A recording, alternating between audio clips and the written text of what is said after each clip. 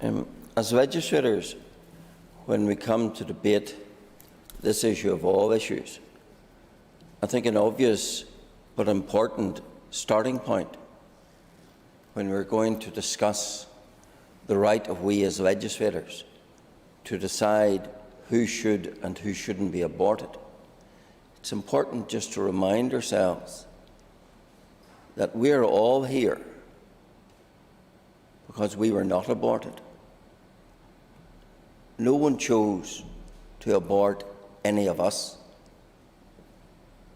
That, I think, is a sobering starting point, particularly for those who are so willing to defend and support abortion. They would do unto others what wasn't done to them. Of course, when we talk about abortion, we are talking about the deliberate, calculated act of snuffing out human life. There's nothing accidental about it. Yes, in pregnancies, sadly, miscarriages occur, still deaths occur. But abortion is so different. It is the deliberate killing of the babe in the womb. However you dress it up, that is what it is. And to me, it is quite shocking that today, from some, that the saving of even one life of a Downs baby could provoke such opposition. And tonight, this Assembly and this vote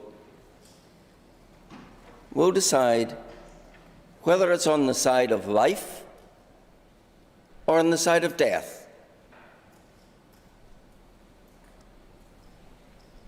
It will decide, and this I think is the nub of the matter,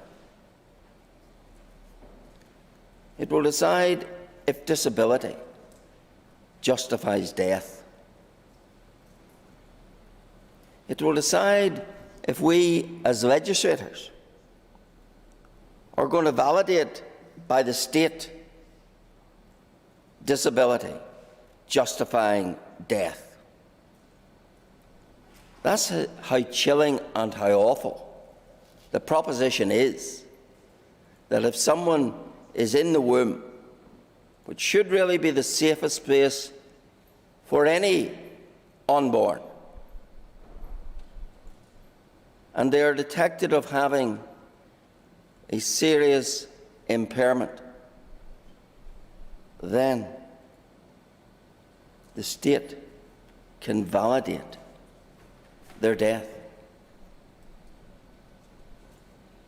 This House will decide tonight if what some see as imperfection offends to the extent that we warrant the killing. I heard talk in this debate today about ensuring, heard Ms McLaughlin talking about, ensuring that we have a progressive, inclusive society. It's neither progressive nor inclusive for the aborted, for the unborn, whose only crime under this limb of the legislation is that they're not as others. Really? Is that what we as legislators think we should be doing? Should we not be in the space of being the voice for the voiceless? Those who cannot speak, but those whom we would authorise the killing of. Should we not pause and think as legislators of being the voice of the voiceless? I would have thought we should. And what are we talking about? Well, we all had a briefing from the Royal College of Obstetricians and Gynecologists. They give us a definition in that briefing of severe impairment. This is what that briefing said. Severe impairments are wide-ranging, can include chromosomal anomalies, congenital anomalies, and anomalies related to the nervous system. Now go and look up any respectable medical textbook for congenital disorders, and you will find this list. Common congenital disorders include the following: cleft lip and cleft palate, cerebral palsy, Fragile X syndrome, Down syndrome, spina bifida, cystic fibrosis, heart conditions. This legislation that the member is seeking to amend admits for abortion for those suffering congenital anomalies. I've listed them. That's what we're talking about.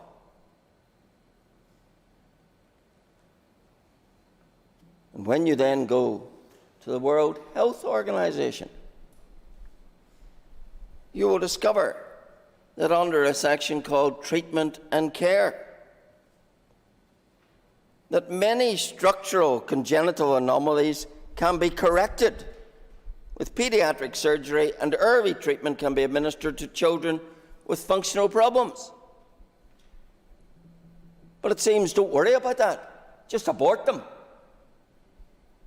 How callous is that?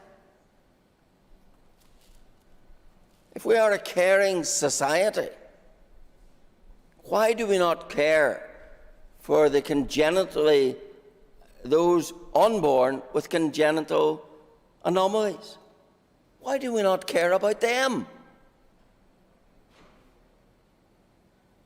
I say most forcefully to this House, we should, and shame on us if we don't.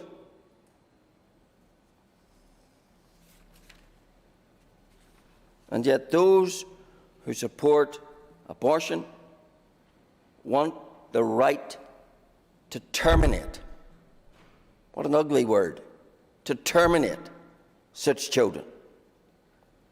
And without a blush of embarrassment, they do it in the name of human rights.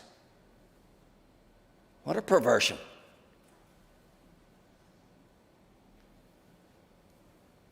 I'll tell you, Mr. Speaker, what offends me. The invocation of human rights to justify the deliberate killing of human beings. That's the greatest offence.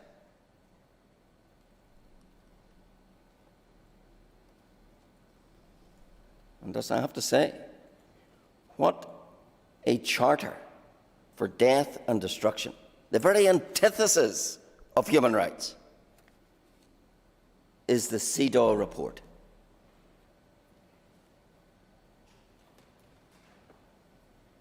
And it's that what we are absurdly told we're tied to by legislation.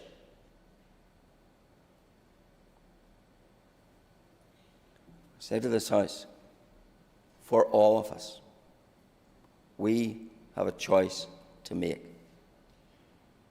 Are we on the side of the voiceless, the unborn, those that some would call imperfect?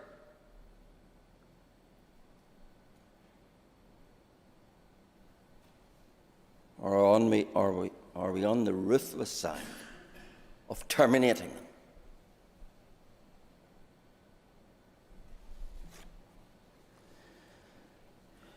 Now, this legislation which brought in abortion, of course, is forever infamously linked to the restoration of these institutions.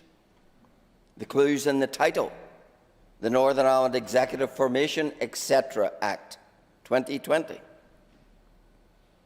And whether slipping through same-sex marriage and abortion in such legislation suited some whose greater priority was a return to office, that remains a matter for valid speculation. But the bounden duty on us is, if we can roll back some of that, then we most assuredly should. And here we are talking about a modest, a very modest step to deal with one specific and discrete aspect of the abomination of abortion. Just one aspect.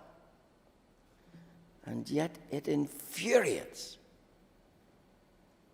those who defend and promote abortion that this House would dare to even think of protecting Down syndrome babies or those with other classifications as serious impairments. And Mr. Speaker, as for Sinn Féin in this debate, they told us this debate was a distraction from the DUP doing this or that or something else. Yes, it was a distraction. Their contributions. A distraction from the fact that they were the very people who on the 2nd of June last year proposed the very premise of this bill. It was Ms Sheeran, no less, who proposed the amendment in this House. Yes? Thank the member for giving way and raising this important point, but I think it is worth noting that we put on record Ms Sheeran's comments that day, where she said, and I quote, "To serve disabled people properly, we need to build infrastructure that is totally accessible. We need to have inclusivity to properly service Section 75 obligations across all public sector bodies, and to raise awareness of the issues that face less able people in their daily lives. Sinn Féin does not believe that a non-fatal fetal abnormality is an appropriate criterion for an abortion."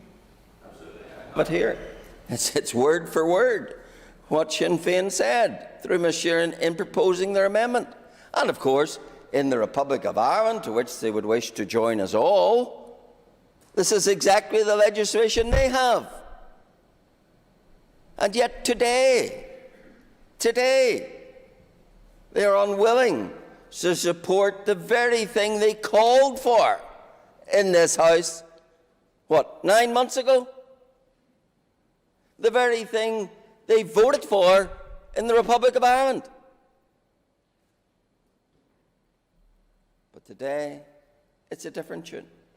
We had Miss O'Neill coming in and talking to us about injustice and cruelty, but not a thought of the injustice and the cruelty to the unborn who are to be terminated. Not a thought of it.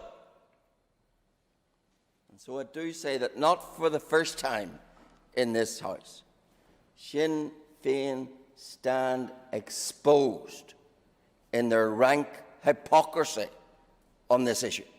The very people who proposed the very wording in their amendment that lays the basis for this bill are today the people who say, "Oh no, we mustn't do it."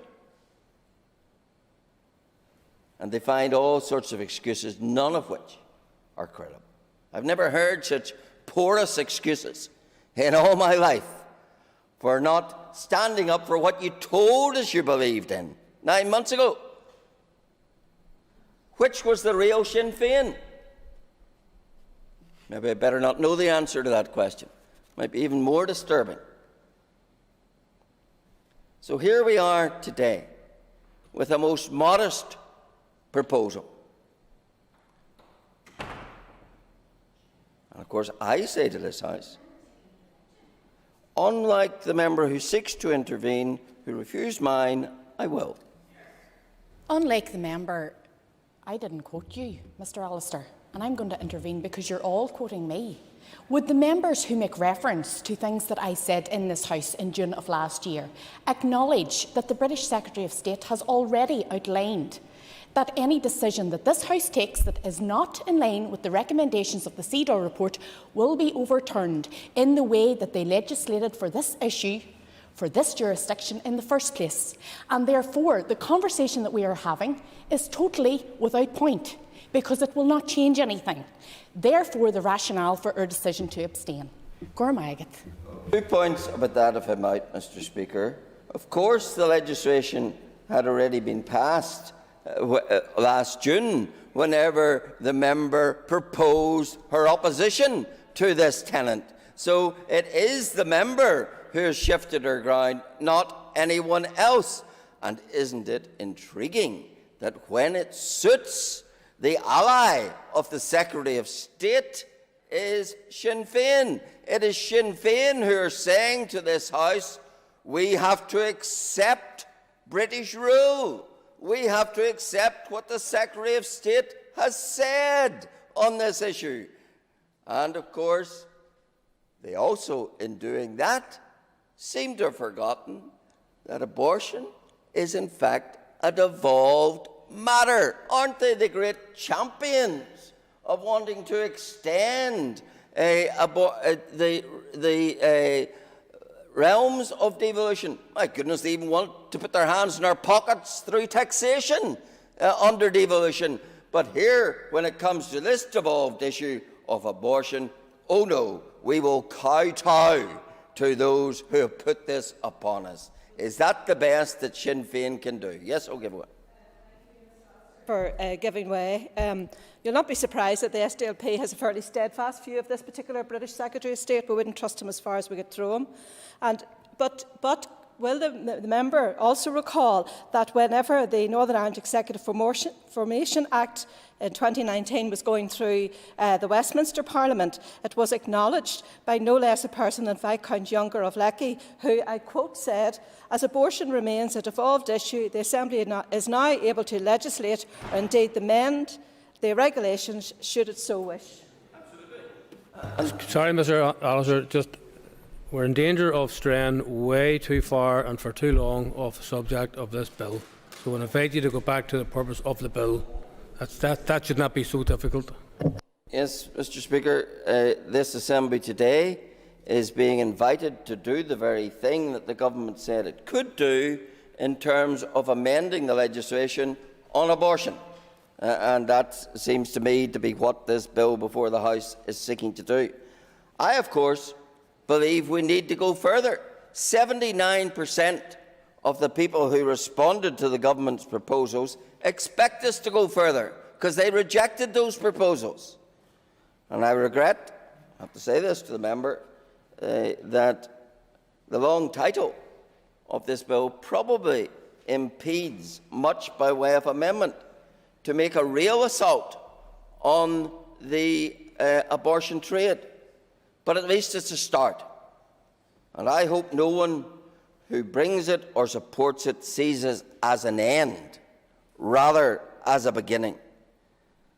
For so long as babes in the womb can be summarily killed by the gruesome practice of abortion, then we would be legislators failing the unborn.